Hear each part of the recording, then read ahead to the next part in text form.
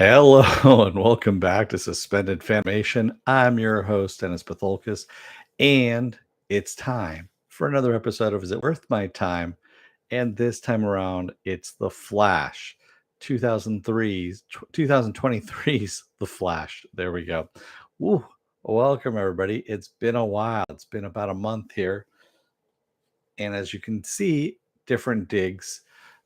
This is temporary, of course, at the moment. I'm still unpacking stuff, and yeah, it's a bit of a mess at the moment.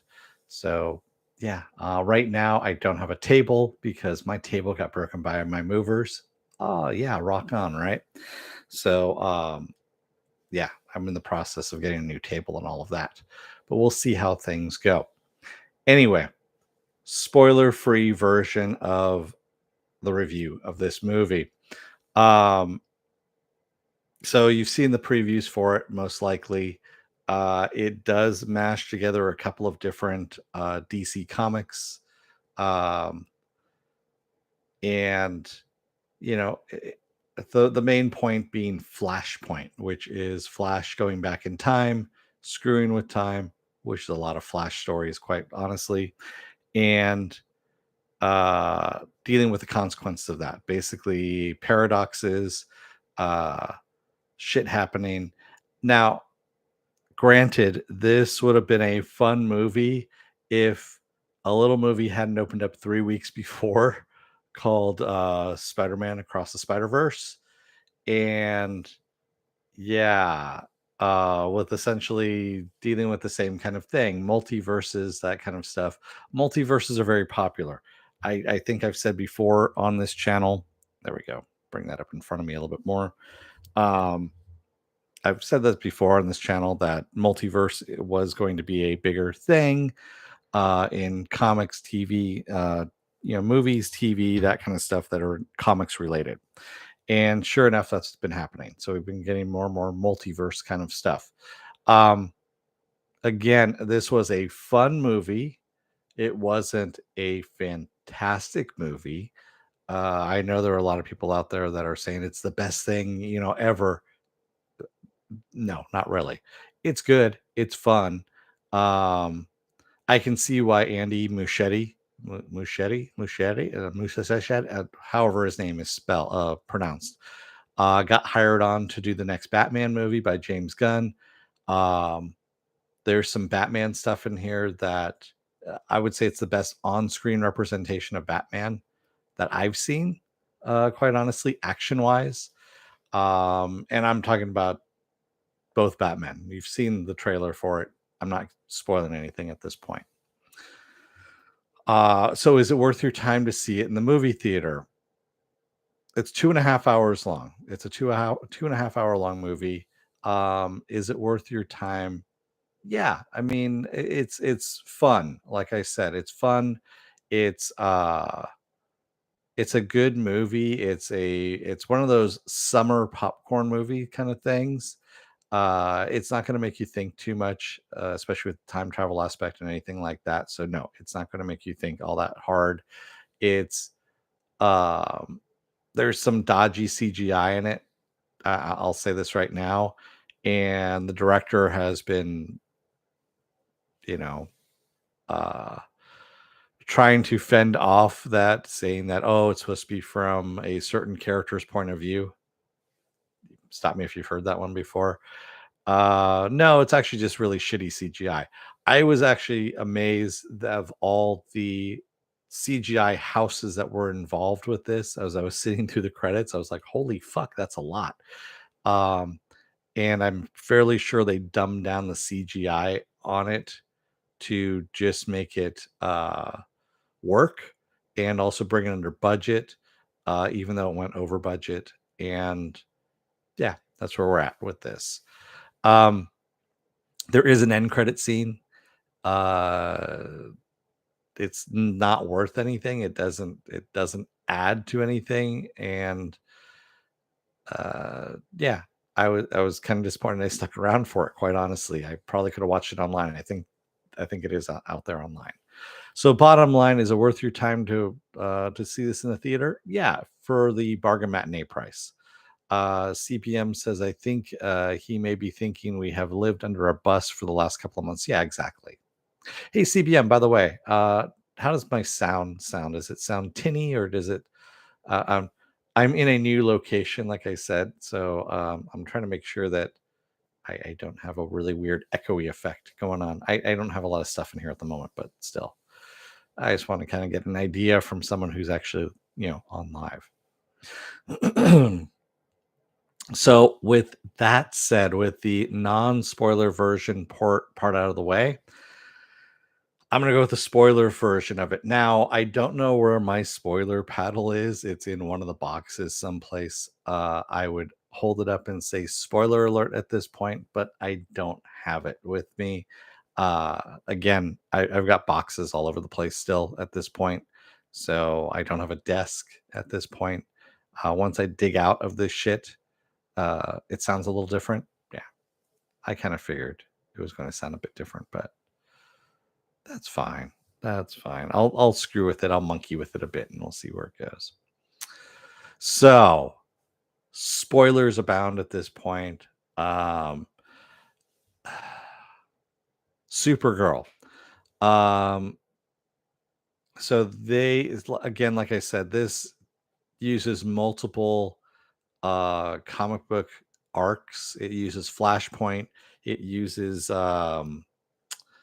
oh fuck. Now I'm blanking on there is another um well, part of Flashpoint was an alternate universe where Superman actually is captured instead of raised by the Kents.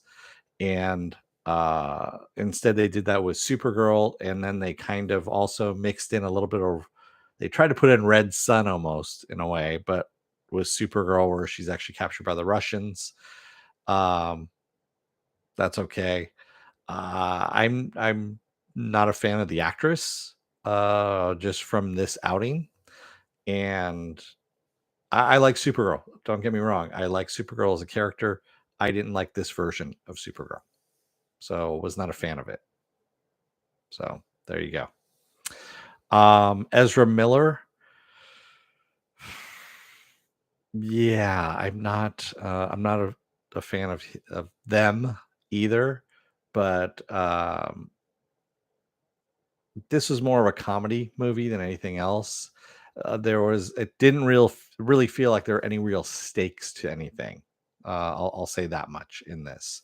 So the whole thing with the other Barry Allen that he becomes is, or the other Barry Allen that he generates as a result of him going back in time to save his mom is uh you can tell where this is going. I mean, you could tell that that's where they're going.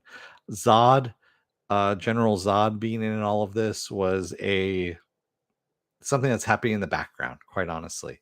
It feels um and I think Michael Shannon actually kind of said this, who plays Zod, that he was just there to play a role and didn't feel like there was anything to it, that it wasn't important. And it wasn't really. It was just there to kind of be background filler, if you will.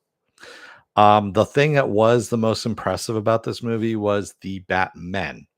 So the Affleck version of Batman had some really good moves. The way that it was presented, I really liked it. I thought they did a good job of it, and I liked that as well. Also, Keaton bringing him back was actually kind of cool.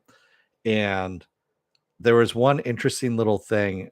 If you're looking at it, oh, sorry, I'm got the train coming through again, and now I'm also on a little bit more of a bouncy kind of pad here, so everything's moving. It's not an earthquake. I'm just on boxes, like I said, and the freight train's coming through. So anyway, and yes, I live near the train tracks again. So there we go. There is one really cool thing that Keaton's Batman that they showed in Russia, and it's just this really quick little throwaway thing, but I geeked out on it. I thought it was kind of cool. Was if you take a look at when Batman's using this grappling hook to go up the side of the hill, or the side of the mountain, when they're trying to do the break-in in Siberia.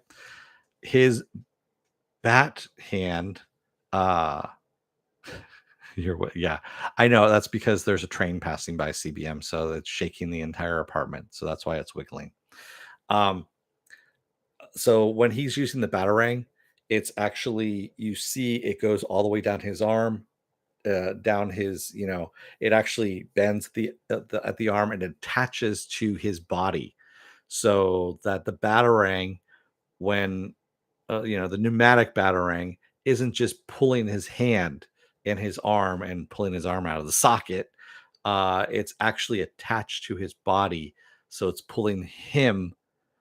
It's using the laws of physics now at that point, which I thought was a nice little addition. It was a little tiny, somebody put some thought into that as they were doing that. That was one of the things I was like, okay, I really like how they did that.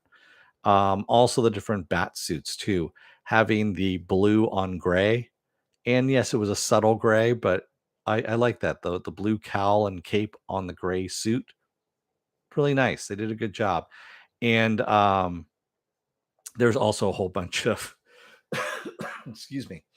Um, I'm getting over pneumonia too, walking pneumonia, which was another fun thing. That's another reason why I was out for so long. So all the different suits that Keaton's Batman has in the cave there, they're all based on toy lines. The guy who actually designed those suits talked about that he used all the different toy lines. That's what he made those suits from. um Other stuff too. Sorry, I'm trying to be gentle about the water there. um oh, the multiverse. So when we're seeing the multiverses colliding, and so we're seeing Christopher Reeve's Batman, we're seeing Cavill,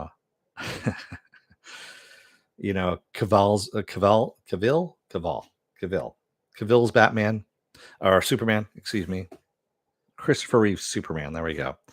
Um, and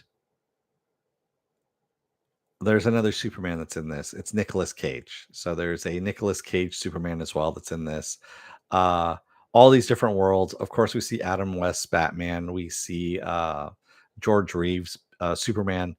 We see all these different worlds, all these different Batman, Superman, all that kind of stuff. And it was kind of nice to see all of that as well. Again, the CGI for all of that was really, really dodgy, but it was fun. It was one of those things that if I was watching a fan film, I would be like, "Hey, that was kind of cool." That was an interesting thing.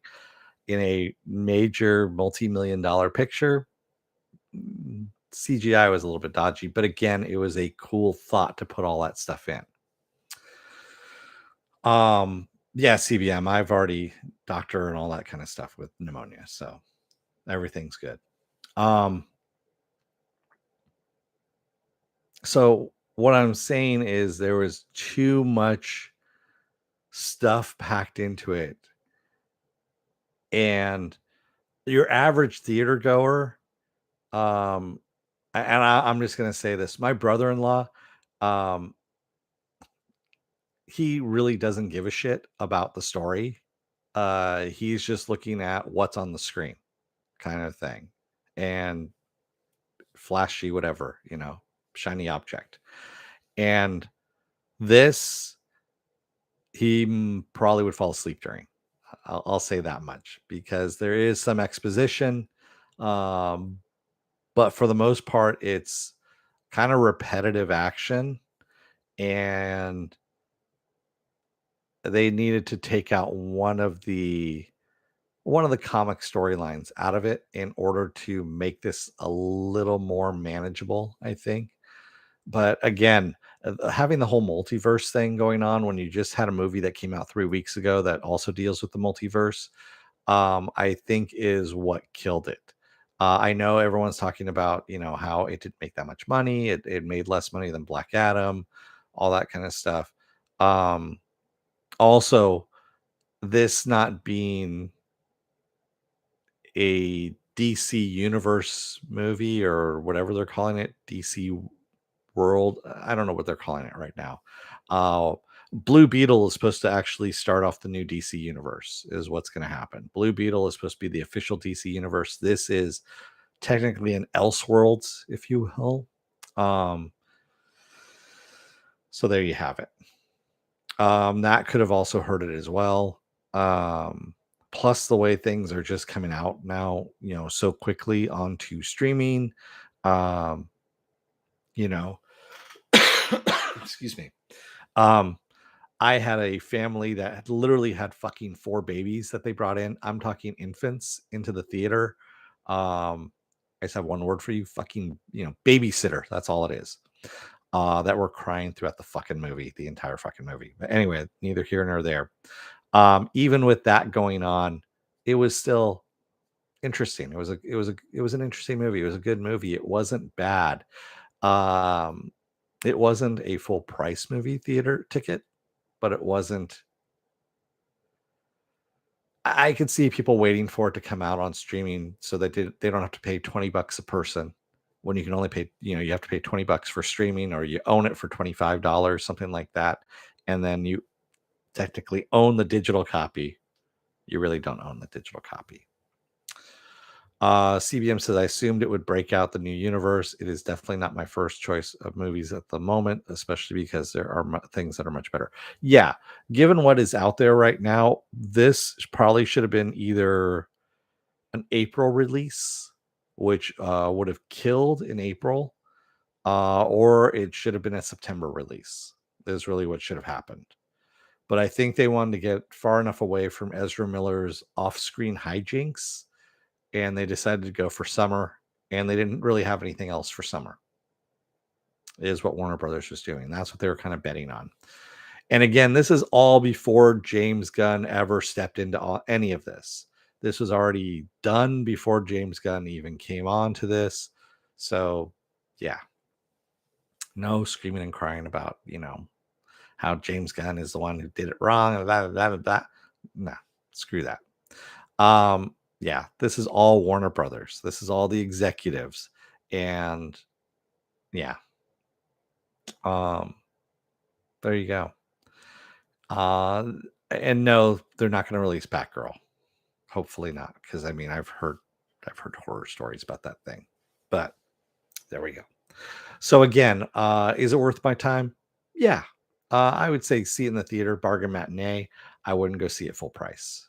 But if you want to wait for it to come out on streaming and buy it streaming because you have a large family of 18 with screaming babies and everything like that, definitely wait till it just comes out on streaming, and then you can just buy it then.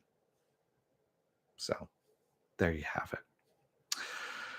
All right. What else do I have coming up for the rest of this week? Well, funny you should ask. Wednesday is going to be Secret Invasion. That's right. Secret Invasion comes out on Disney Plus on Wednesday.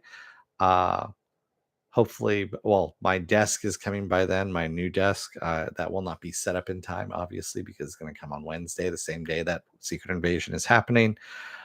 Saturday is going to be Saturday Morning Blast Off, where I take the genre news of the week and any of the genre stuff you guys want to talk about, and we talk about it. There you go. And then, of course, Sunday I'll be off, and then we roll things back around to next week. I don't know if I'm going to be doing either Monday or Tuesday. I'll be doing another episode of Is It Worth My Time? And I'm going to go back and do Mrs. Davis, which I was supposed to do, but ended up, sick with the flu and the pneumonia. It was walking pneumonia, is really what it was. So I'll go back and revisit that. Excuse me. So, with that said, I'm going to let you guys go for the night and that cough out of the way. Thank you to everybody who joined me tonight in the chat, and thank you if you made it this far in the video.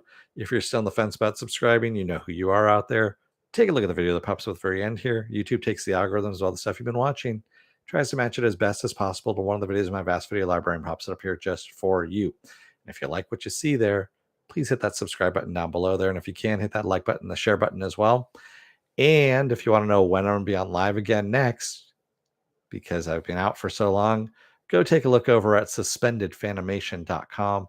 Take a look at the schedule I have up there. I change it out every week. Also, I have all the links to my social media there and all the links to my pages as well. So with that said, I'm gonna let you guys go for the night. It was great coming back and hanging out with everybody here. Thank you, everybody. I will see you again on Wednesday for Secret Invasion, episode 1. Interested to see what that's gonna bring. So until then, don't let the door hit your ass on the way out. Otherwise, I don't know. You may end up going back in time and trying to stop something and you fuck up things even more. And then you try and go back again and fix things and you fuck up things. It's a vicious cycle. Thanks, everybody. I will see you again on Wednesday. Until then, stay safe, be well, take care, and stay safe out there, everyone. Thanks. Have a good rest of your night. And I'll see you later. Thanks, everybody. Good night.